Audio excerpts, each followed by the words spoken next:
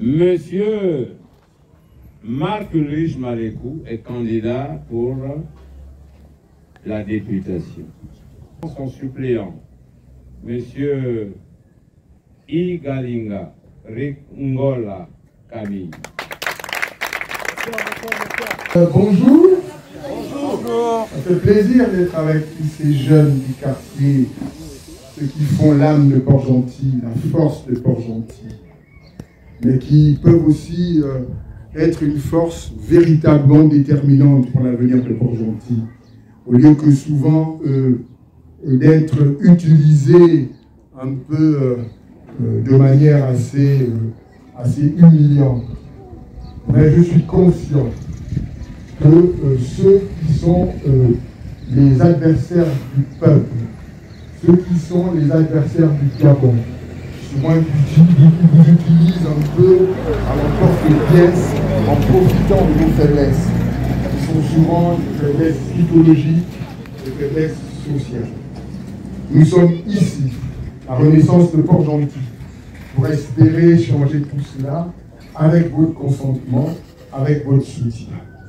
Je vais parler un peu de notre Port-Gentil par rapport à toutes ces ordures ménagères qui nous envahissent la ville et qui sont à l'origine de plusieurs maladies. Comment comprendre que la ville de Port-Gentil, qui est dirigée tous les 5 ans par des maires qui sont choisis, et que depuis 5 ans, depuis 10 ans, depuis 20 ans, aucun de ces maires n'a pu solutionner ce problème des ordures ménagères. Qu'est-ce que ça veut dire? Ça veut dire que dans ces fonctions-là, depuis le début, chaque fois que nous choisissons ces personnes-là, ce sont des incompétents que l'on choisit. Ou alors, ils le font sciemment, parce qu'ils privilégient les réseaux mafieux. Ça veut donc dire que les sociétés chargées de l'enlèvement des ordures ménagères sont prises en otage par ces maires-là qui créent à l'intérieur des circuits mafieux pour s'enrichir uniquement au détriment des populations de Port-Gentil. Il faut que ça cesse. Portez-moi la tête de la mairie de Port-Gentil et nous allons apporter une certaine probité morale. Nous allons apporter une autre façon de gérer la commune. Et nous ne la gérons pas tout seul, avec votre participation active. Je vous remercie. La jeunesse de Port-Gentil.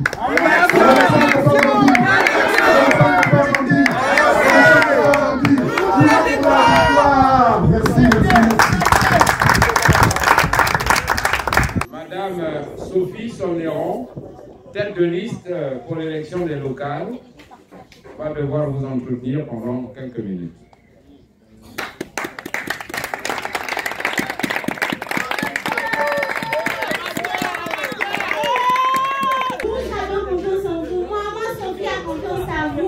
Monsieur Malécou a confiance en vous, on a tous confiance en vous, j'ai confiance en vous. Pourquoi? Il y a 5 ans, on a réalisé quelque chose de magnifique et merveilleux ici. Je vous fais confiance. Vraiment, je vous fais confiance. Nous tous, nous connaissons les réalités du 4e. Chez moi, c'est l'autre côté. On ne sait pas quoi on passé ici. On sait ce qu'on a vécu. En mémoire d'eux, on se retrouve tous le 27 dans notre QG à Roger-Britain, comme d'habitude, comme les années précédentes. On ne change pas de Macpal, on reste dans le ghetto. On reste dans le ghetto de Boule-Noire. Dans ce pays, moi je vais surtout insister auprès de la jeunesse. Il ne faut jamais refuser de vous engager. Vous voyez?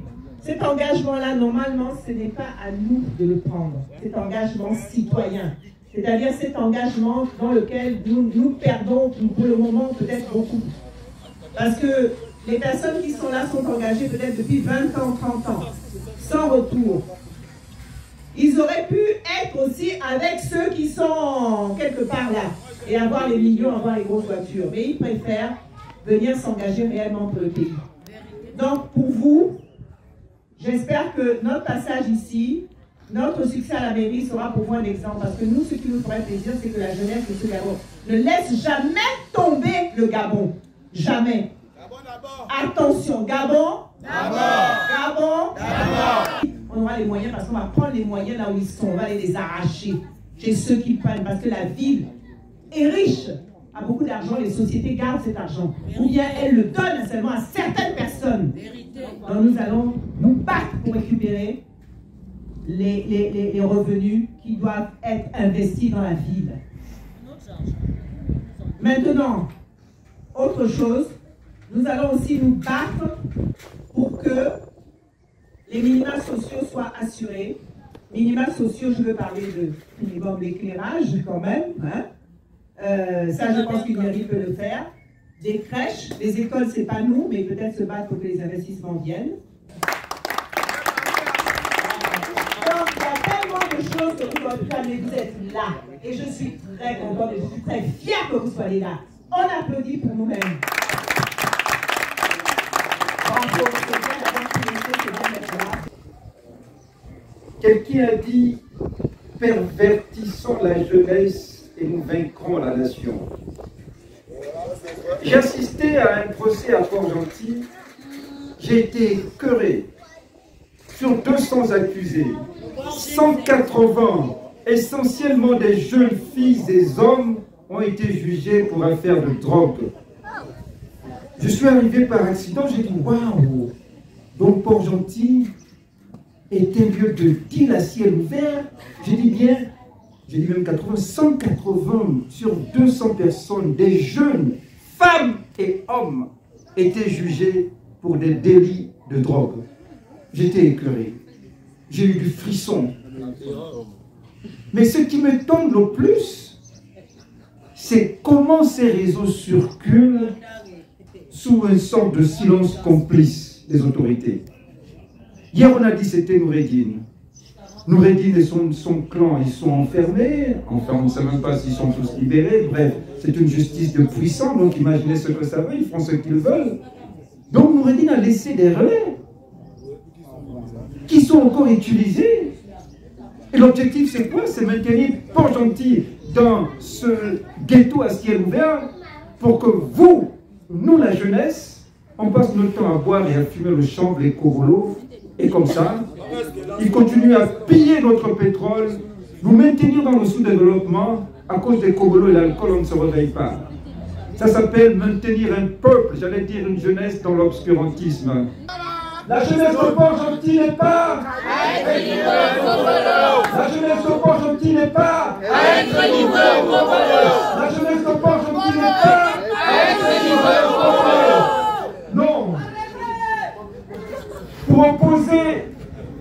Pour opposer des actions à cette démission de l'État, nous proposons un centre culturel qui est un cadre d'ouverture au savoir, à travers la lecture notamment.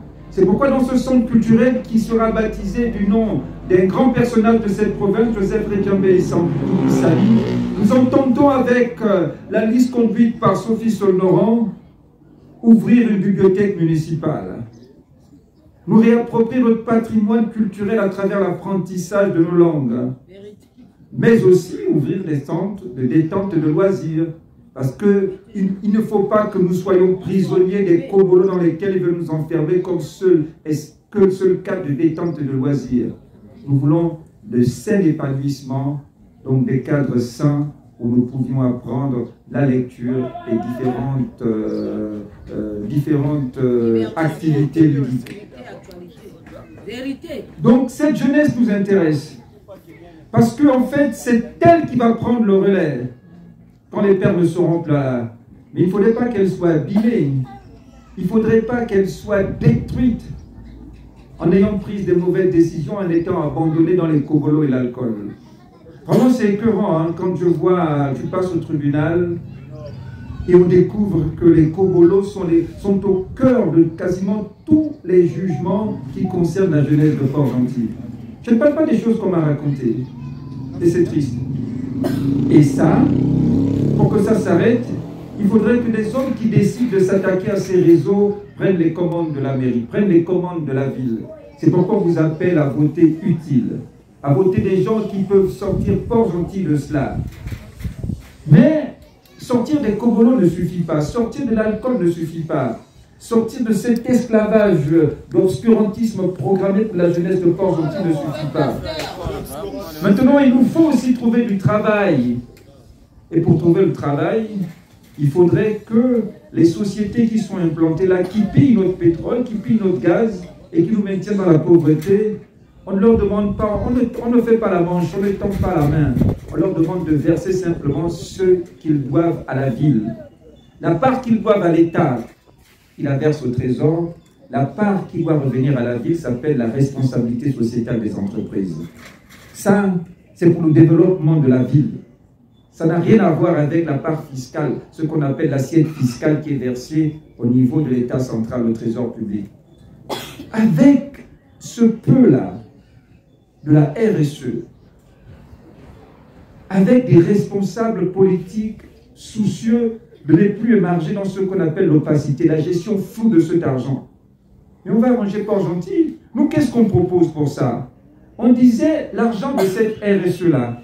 Souvent, si on demande en 2024, la RSE, c'était à combien? Quels sont les projets qui ont été retenus pour Port-Gentil? Ni vous, ni moi. Je ne sais même pas si quelqu'un peut dire où est-ce que... combien on a versé pour Port-Gentil et quels sont les projets qui ont été retenus. Parce que ça finit dans les poches de certains politiques. On appelle ça, pour les sociétés qui sont implantées ici, la corruption d'agents publics étrangers.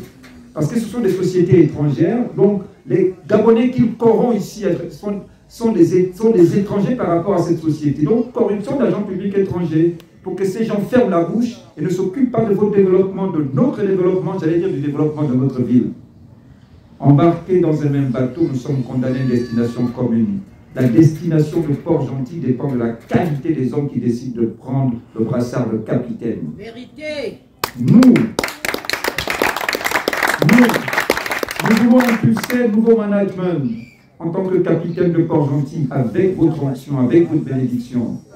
Nous voulons impulser un management participatif parce que la RSE ne sera plus seulement encaissée, mais elle sera publiée, communication publique sur combien sont rentrés. Avec ça, puisqu'il existe dans la gestion de la municipalité des comités de quartier qui représentent les populations auprès du conseil municipal, on va inviter les responsables des comités de quartier pour dire, bon, vous au quatrième, c'est quoi la priorité? Vous au premier, vous au deuxième, vous au troisième. Après, avec les membres du conseil municipal et les responsables des comités de quartier, on va définir des projets prioritaires. Maintenant, ces projets prioritaires seront également rendus publics avec leur niveau d'investissement, c'est-à-dire leur niveau de financement. Si on met 15 millions, 3 millions pour chaque projet, ça sera défini en fonction de l'assiette globale. Et on va aussi définir la durée d'exécution de chaque projet. Comme ça, vous, au nom du contrôle citoyen de l'action publique, vous pourriez poursuivre les responsables municipaux pour dire « ce projet, on a dit c'était 3 mois, on est au 4e mois, pourquoi ce n'est pas fourni? Où est passé l'argent? À quel niveau de financement vous avez affiché ?» Donc on veut de la visibilité dans la gestion de la ville. On veut de la visibilité, mais avec votre participation. Et on ne veut plus qu'au plan économique, Port-Gentil se développe seul. Donc on va proposer un développement économique à l'échelle nationale avec la création de pôles de transformation industrielle de nos richesses. Et ça, il faut des hommes, peut-être pas courageux, mais patriotes et amoureux du Gabon, pour dire que fini le pillage. Transformer localement nos richesses. Monsieur ou Madame France, vous avez longtemps pillé à travers Comilog, Eramet et tout ça, Shell, Total. Maintenant, la récréation est terminée. C'est juste des hommes courageux que vous devez envoyer à l'Assemblée nationale pour arrêter cela. La création des pôles de transformation industrielle. Ça permettra ce qu'on appelle le transfert de technologie, c'est-à-dire les usines qu'ils ont chez eux là. Nous aussi, on implante ça ici. Comme ça, on crée l'emploi. On crée la richesse. On lutte contre la pauvreté, on occupe sainement la jeunesse. Mais c'est tout ce qu'on demande, c'est tout ce qu'on... C'est pourquoi on vous demande de nous envoyer à l'Assemblée nationale et à la mairie de Port-Gentil, c'est pour ça. Moi, je ne veux pas parler pendant longtemps. On va rester là. Nous sommes tous candidats au 4e arrondissement. Moi et Camille Igaliga Ringola pour la députation. La liste conduite par Sophie Solneron, Geoffroy Fiti, Cédric Mouiti, Marc Malécou, le doyen Clément et bien d'autres encore. Nous sommes une liste de 18 avec des porteurs d'eau comme Corinne qui ne sont pas dans la liste mais qui sont là pour soutenir en tant que bras fort cette liste. D'autres qui sont absents, nous demandons vos suffrages.